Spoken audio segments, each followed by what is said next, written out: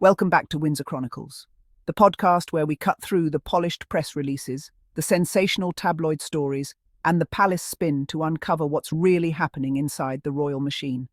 I'm your host, and today's episode dives into a story that perfectly captures the tension between King Charles, Prince Harry, and, let's be honest, the army of courtiers who seem to insert themselves into every royal relationship.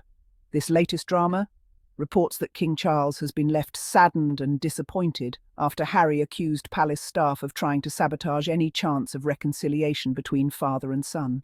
So, let's break it down. A couple of weeks ago, Harry met with his father at Clarence House. This was a private tea on September 10th, their first one-on-one in over a year and a half. Just imagine that. After 19 months of tension, father and son finally sit down together. According to Harry, the meeting went well. He even told people later that evening at a charity event that his dad was great. Sounds hopeful, right? Like a tiny step toward healing. But then came the sun.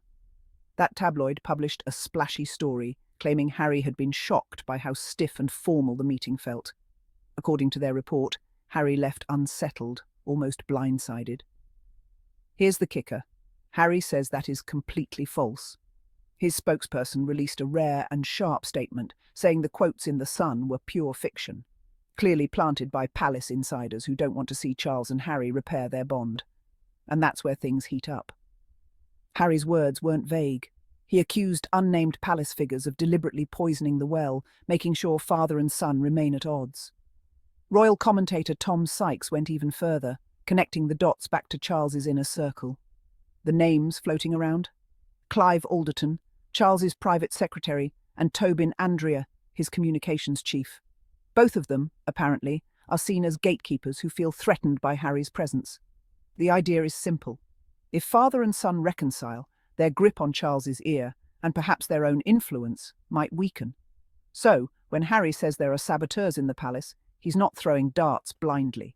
He's hinting at very specific people with very specific motives. And how did Buckingham Palace react? Not with silence, not with dignity, but with a leak of their own. The Times quoted royal insiders saying the king and his team were left saddened and perplexed by Harry's accusations. They even added that senior aides have been quietly working to strengthen the father-son relationship. Let's pause here. Think about how strange that is. Why would paid staff be tasked with managing something as personal as a father's connection with his son? Shouldn't that relationship be built directly between Charles and Harry? It's almost laughable. The same senior aides who have a long history of planting stories in the press now want us to believe they've been doing the opposite, working tirelessly to bring peace. This is where the gaslighting comes in. By portraying Harry as unreasonable and Charles as the wounded parent, palace insiders are once again controlling the narrative.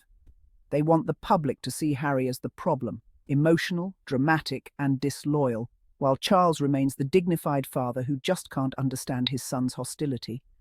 But the truth might be simpler. Harry doesn't want his private conversations twisted into tabloid fodder anymore, and he's calling out the machinery behind it. It's not really father versus son. It's father, son, and a chorus of grey-suited courtiers who thrive on conflict.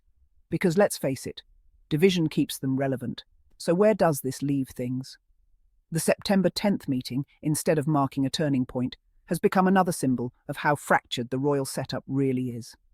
Even moments of potential healing are spun into headlines that pull everyone further apart.